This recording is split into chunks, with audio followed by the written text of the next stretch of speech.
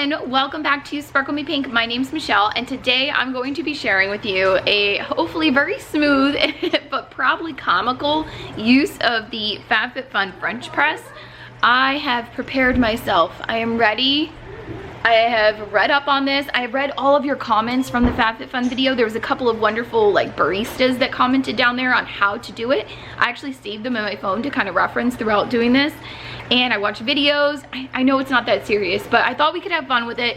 And I figured I'd just share my experience with you guys and see how it goes. So again, I'm going to be using my French press from the FabFitFun fall box. I went ahead and pulled out, I think this was from the winter box last year, one of the mugs from the FabFitFun box.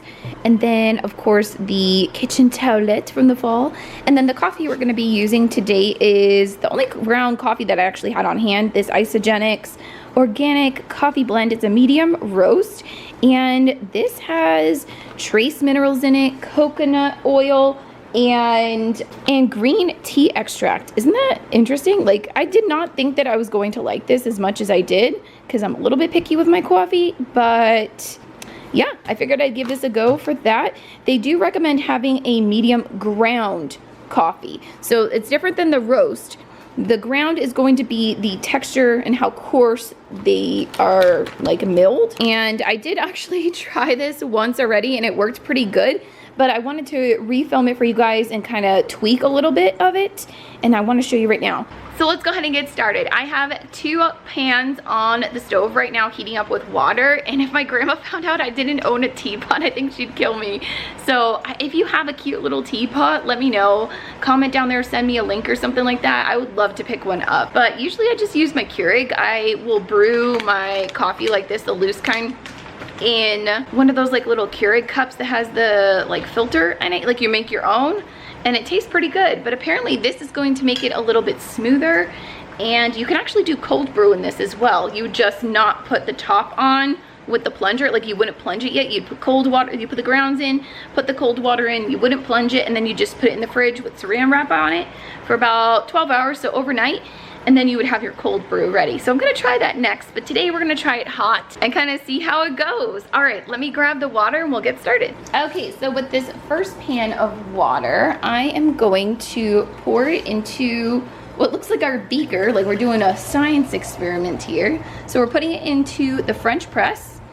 It doesn't need to be any particular amount. We are just essentially warming up the glass right now. And let that sit for a couple of minutes. So while the glass is warming up, I want to read to you a couple of the comments that we received on the FabFitFun video regarding the French press, because I really appreciate getting your guys' feedback and kind of hearing little tips and tricks. A comment from Elijah. She said, you can use a French press to cold brew. Just use cold water and saran wrap on the top. Use the plunger to filter out the grounds when you're ready to drink it. So you do it right before you drink. And then another comment from Kirsty Russell right under her says, heads up from a barista, you can also use your French press to make cold brew. So that's really cool. We got a double comment on that. And then this is from Adina Huckle, and she says, French press is very easy. Make it every morning. I use an electric coffee bean grinder. Luckily for us, it was already ground, but if you want it like super fresh, get the beans and grind it yourself. And then you have freshly ground coffee. Look up the Alton Brown's Fresh Press Coffee. Okay, I did not look that up. I will have to look that up. And then from Cat's Cutback, she is actually a Starbucks employee, and she says, from a Starbucks employee, grind your coffee beans coarse for a French press. Slowly pour water on top once you've measured, and then stir about 5 times, then push down. Let's pour the water out from the French press and we'll get started making our coffee. Okay, so I brought over my 2 pans. One is basically empty from the original water, so I'm going to pour out the warming water into that.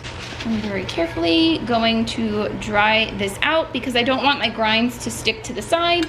I want them to go straight down. Then I'm going to grab a tablespoon of our grinds and hopefully get it right in the middle of our press. And just letting you know, I do have my boiling water back here sitting and resting for a moment because I don't want boiling water going onto my grinds. I want it to almost be slightly cooled down. That way it's not scorching our our coffee. Now I want to take my hot water and I want to measure out about a cup, because that is just about as much coffee as I want to have today. And then I'm going to take the hot water and place just a splash on top of the grinds, just enough to cover them. And I'm going to put the top back on, but I'm not gonna use the plunger, just put the top on to keep it warm.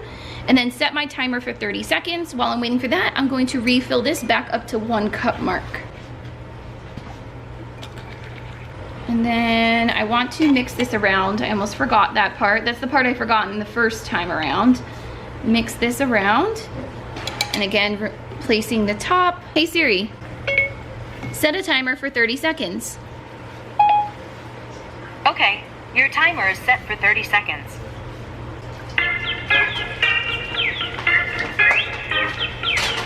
All right, it's been 30 seconds. Let's go ahead and remove the top very carefully. And then we are going to pour in the rest of our 1 cup of water. Again, if you want it to be stronger, do a little bit less. If you want a little bit more, do like 2 tablespoons of grounds and then 2 cups of water. You can kind of like play around with this a little bit. And then I'm going to mix it around one last time. Place the top on, again, not plunging it just yet. And then I'm going to set the timer for 3 minutes. So we're gonna let this steep for 3 whole minutes, just kind of getting all its coffee goodness going. Hey Siri, set a timer for 3 minutes. Okay, 3 minutes and counting. Now I can go clean up the rest of the mess that I've made. So now it is time to plunge our coffee. We've had 3 minutes. I took it out of the shell so you guys could actually see this. And I'm just going to very gently push down. And there should be a little bit of resistance, but not too much.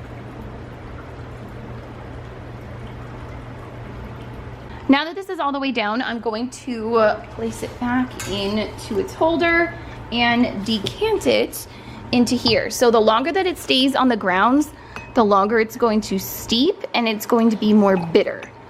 And I am not a fan of bitter coffee, so it should be perfect to fill this up. And then if you had made more than this, you could actually use a larger decanter, like if you had friends over, but this is just enough for me. Awesome. I'm actually not a fan of hot coffee, so I brought over a couple of ice cubes, and we're gonna do, let's do 2. That way I don't have to do, if I wanted to, I could still have a little room for a splash of almond milk. And the first time I did it around, I filled up this whole mug. Anthony's been helping me out, by the way. Hello, Anthony. And this I did about 1.5 cups, and I filled it all the way up to here. So I'll show an inset here of when I pressed that, because that was really cool. I just kept forgetting to mix it, and I don't know, I just wanted to redo this for you guys and give it another try. Now that it's been sitting in the ice for an extra second, let's go ahead and give it a sip. I'm just not big on hot coffee. I don't know why. It like burns my tongue and I'm such a baby about it. It's so perfect. It's so perfect.